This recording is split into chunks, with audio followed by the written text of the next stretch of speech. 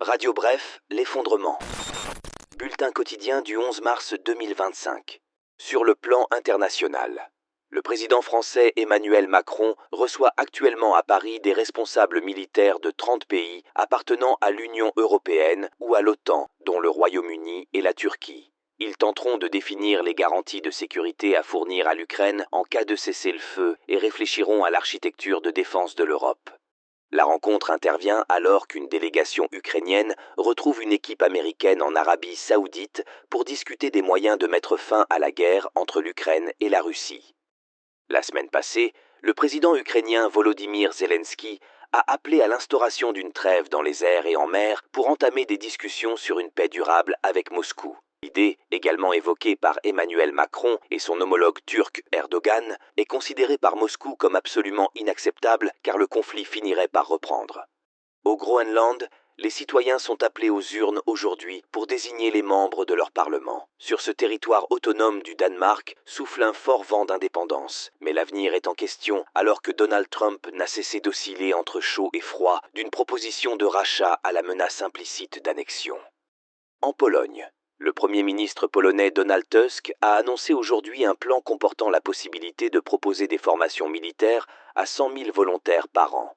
Ce plan de grande envergure vise à accroître les réserves militaires du pays. Il s'inscrit dans un important programme de modernisation de son armée engagé depuis plusieurs années et alors que la Pologne se sent menacée par son voisin russe. Aux Philippines, Rodrigo Duterte a été arrêté aujourd'hui par Interpol à son arrivée à l'aéroport international de Manille. Cette arrestation fait suite à la demande de la Cour pénale internationale qui a émis un mandat d'arrêt contre l'ancien président des Philippines pour sa répression sanglante du narcotrafic lorsqu'il était au pouvoir. Il est poursuivi pour crimes contre l'humanité. Des organisations de défense des droits humains estiment que des dizaines de milliers d'hommes, pour la plupart pauvres, ont été tués par des policiers et des groupes d'autodéfense, souvent sans qu'il soit prouvé qu'ils étaient liés à la drogue. Au Proche-Orient, le chef d'État et djihadiste syrien Ahmed al-Shara vient de réaliser un coup politique pour redonner du souffle à sa présidence après les tueries perpétrées contre des civils alaouites et chrétiens aux mains des forces de sécurité syriennes. Le commandant des forces démocratiques syriennes, Mazloum Abdi, a signé aujourd'hui à Damas un accord historique prévoyant l'intégration au sein de l'État de toutes les institutions civiles et militaires relevant de l'administration autonome kurde du nord-est de la Syrie. Cet accord a été signé sous la médiation des États-Unis. Par ailleurs, l'armée israélienne affirme avoir bombardé des sites militaires dans le sud de la Syrie et des individus dans la bande de Gaza. Ces attaques aériennes ont visé des positions de commandement et des sites militaires en Syrie, ainsi que 4 hommes âgés d'une vingtaine d'années dans la ville de Gaza. Ces frappes ont eu lieu alors que des délégations d'Israël et du Hamas sont à Doha pour des négociations indirectes sur la poursuite du cessez-le-feu.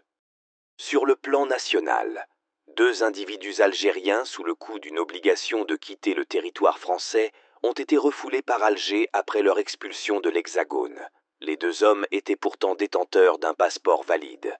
De même suite, après Marseille et Montpellier, l'Algérie suspend ses relations consulaires avec la ville de Nice. Cette décision entraîne l'arrêt immédiat des auditions consulaires concernant les ressortissants algériens retenus en centre de rétention administrative ainsi que les délivrances des laissez-passer. À date, 23 Algériens faisant l'objet d'une OQTF et expulsés de France n'ont pas été repris par leur pays d'origine depuis l'expulsion ratée de l'influenceur Doualem. Il y a quelques jours, le ministre de l'Intérieur Bruno Retailleau a dénoncé cette situation, annonçant vouloir mettre en place une riposte graduée à l'encontre de l'Algérie. Une liste d'urgence de plusieurs centaines de personnes en situation irrégulière en France et au profil dangereux est en cours d'élaboration. Elle doit être présentée à Alger dans les prochaines semaines. À tous de Roméo Bravo, fin de transmission.